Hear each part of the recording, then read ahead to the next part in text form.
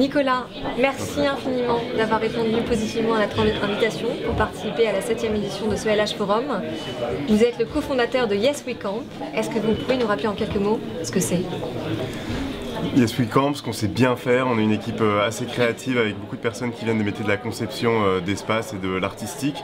Ce qu'on sait faire, c'est de se déployer sur un terrain vague ou un bâtiment inoccupé et d'y déployer une sorte de micro-village qui va augmenter notre capacité collective sur des facteurs d'inclusion, de pouvoir d'agir et de gouvernance locale.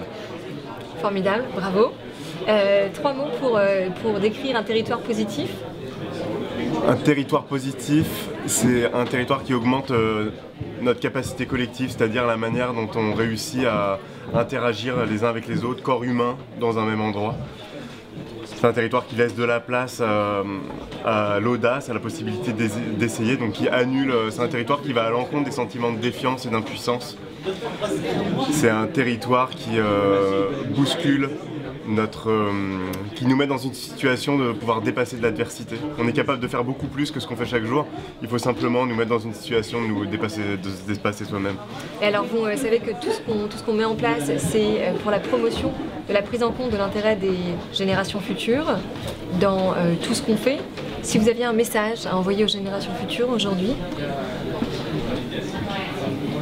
Ce qui compte, c'est ce qui est très performant en termes d'accomplissement, d'épanouissement individuel comme collectif, c'est de se retrouver dans une situation d'action avec des personnes qu'on ne connaît pas. Et un message à envoyer, c'est de faire tomber tous les freins à l'action commune. Et souvent, ils vont être d'avoir voulu cadrer un projet, réglementairement ou financièrement, avant de le commencer.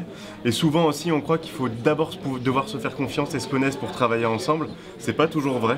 On peut se retrouver dans une situation limitée, c'est pour ça que je crois beaucoup aux cadres, des cadres d'intervention bien limités dans le temps et dans l'espace, dans lesquels la situation au contact de l'autre va nous imposer de devoir avancer, d'aller au bout de cette mission qu'on s'est donnée.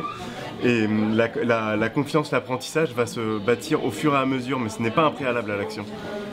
Merci beaucoup Nicolas.